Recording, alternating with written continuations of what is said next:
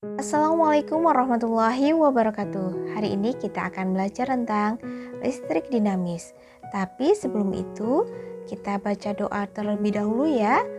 Basmalah dulu bersama-sama. Bismillahirrahmanirrahim.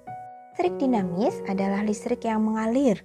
Ya, mengalirkan arus listrik dari potensial tinggi ke potensial rendah, dari kutub positif baterai ke kutub negatif baterai atau sumber arus listrik yang lainnya, sehingga lampu atau alat listrik yang lain bisa menyala. George Simon Ohm pada tahun 1787 sampai 1854 menemukan hukum Ohm yang menetapkan secara eksperimen bahwa arus listrik dalam kawat logam sebanding dengan beda potensial yang terpasang pada ujung-ujung kawat logam tersebut. Sehingga jumlah arus yang mengalir dalam kabel tidak hanya bergantung pada tegangan, tapi juga pada hambatan kabel.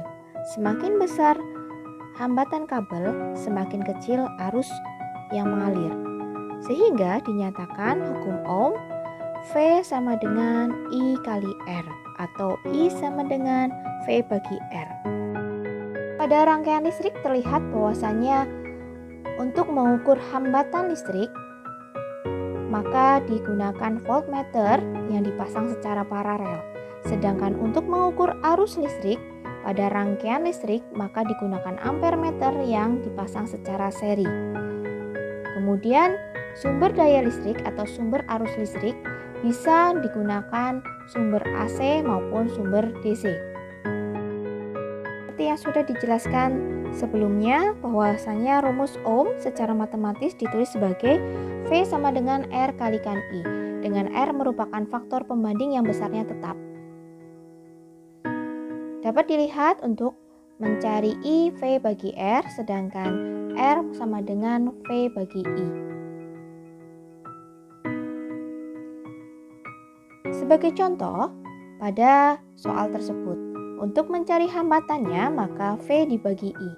12 volt dibagi 0,3 sehingga mendapatkan hambatan 40 ohm. Untuk menentukan hambatan kawat penghantar, kita dapat menggunakan rumus R sama dengan Rho kali L bagi A, di mana L adalah panjang kawat, A adalah luas penampang kawat, dan Rho adalah hambatan jenis kawat. Faktor-faktor yang mempengaruhi nilai hambatan suatu penghantar yaitu semakin panjang kawat maka semakin besar pula hambatannya.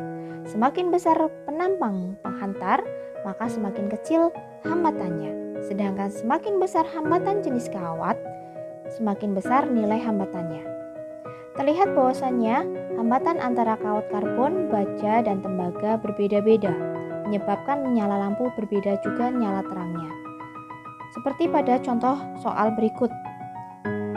Untuk menghitung hambatan kawat penghantar dengan menggunakan rumus Rho kalikan L bagi A. Rho-nya dalam soal tersebut 4 kali 10 pangkat min 4 dikali L-nya panjang kawat 50 meter dibagi luas penampangnya, karena masih cm persegi kamu ubah dulu ke meter persegi menjadi 2 kali 10 pangkat min 4 sehingga diperoleh hambatan kawat 100 ohm. Pada rangkaian listrik ada dua jenis, yaitu rangkaian seri dan rangkaian paralel. Pada rangkaian seri, hambatan atau lampu dipasang secara berurutan atau sejajar. Terlihat pada gambar seperti itu, sedangkan untuk paralel dipasang secara bercabang. Dan terlihat ketika ada resistor dipasang seri, maka terlihat seperti gambar.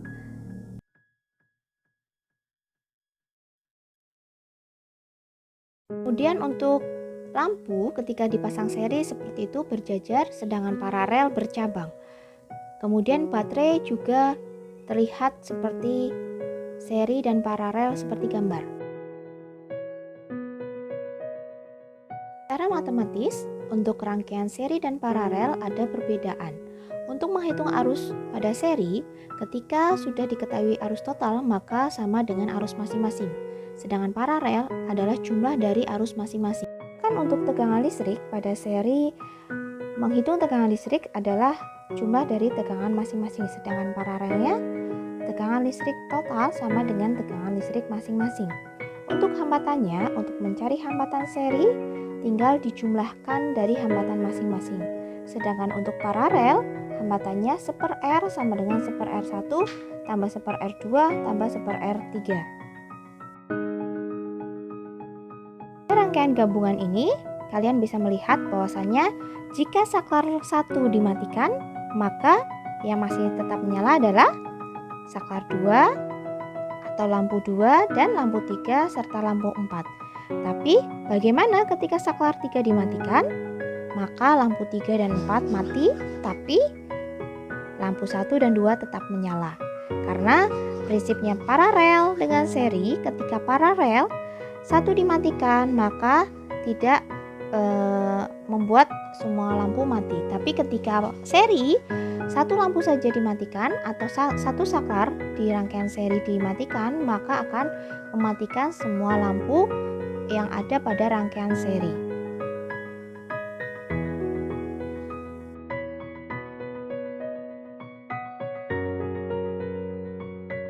Soal rangkaian listrik seri, terlihat bahwasannya untuk menghitung R totalnya, maka R1 ditambah R2 tambah R3. Sehingga R total pada rangkaian tersebut 2 ohm ditambah 3 ohm ditambah 4 ohm sama dengan 9 ohm. Sedangkan untuk soal rangkaian paralel, maka mencari R totalnya sama dengan 1/R sama dengan 1/R1 tambah 1/R2 tambah 1/R3.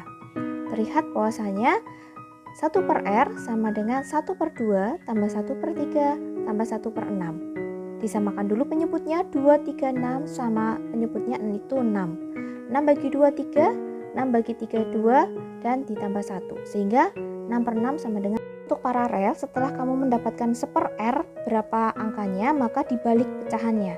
Kebetulan itu 6/6, dibalik lagi ya 6/6 sama dengan 1 ohm. Tapi kalau 2/3 berarti dibalik 3/2. Alhamdulillahirrabbilalamin. Wassalamualaikum warahmatullahi wabarakatuh. Tetap semangat dan tetap jaga kesehatan.